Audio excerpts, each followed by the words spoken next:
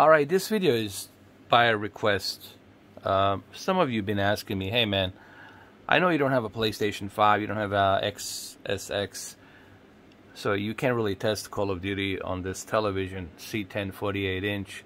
But what about your PC? What if you really cranked everything up to the maximum with all the ray tracing light, and yeah, this thing has ray tracing, and you use quality deep learning super sampling with your PC, and you connect your Belkin HDMI 2.1 cable to this OLED TV? What would look like on your television? Well, it looks fantastic, and I think this is probably most likely what you would see on your PlayStation 5. On your PlayStation 5 and your Xbox Series X. I don't think you're going to see anything better than what I'm seeing here, honestly. So, yeah, this is 4K 60, native 4K 60, and just looks stunning. Just kind of showcase that. There it is, see? This is 4K 60. I'm not pulling any tricks here. Maybe we can go a little bit slower, like this, so you can see a little bit better. This is all ray tracing light, and guys, you have to remember, my camera is not doing a jack shit. You have to see this like in person to truly appreciate how beautiful the OLED is, especially the C10. But this is all maxed out and looks amazing. And this is 100% probably what I'm gonna see once I get my PlayStation 5. What I'm gonna see on this television, and that's pretty. Listen, man, that's pretty amazing. I don't think I ever mentioned that. See that ray tracing, how beautifully it works here, the reflection. I don't think I barely talked about that.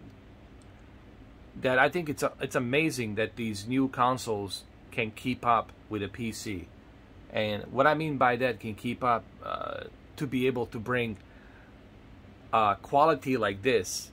You know, this PC cost me a lot of money to achieve something like this, and you only spent $500 to achieve something like this. So, you know, PCs are expensive. You know,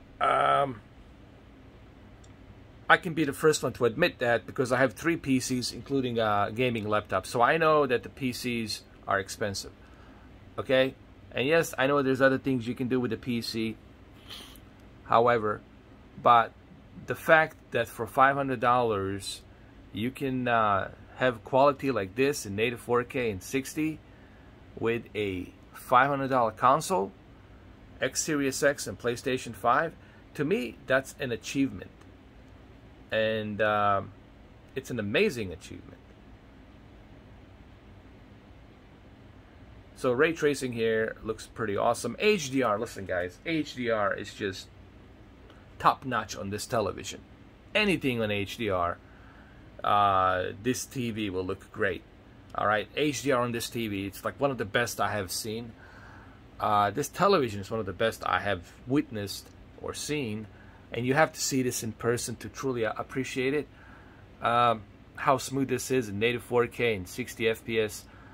And when you add all of this other stuff, you know, ray tracing, maxed out graphics, DirectX 12, etc., and you add it with this native 4K HDR with OLED self-emitting technology, the end results are dramatic on how beautiful this looks. But there's one more thing I want to mention here before I end this video. By the way, this video is in 4K.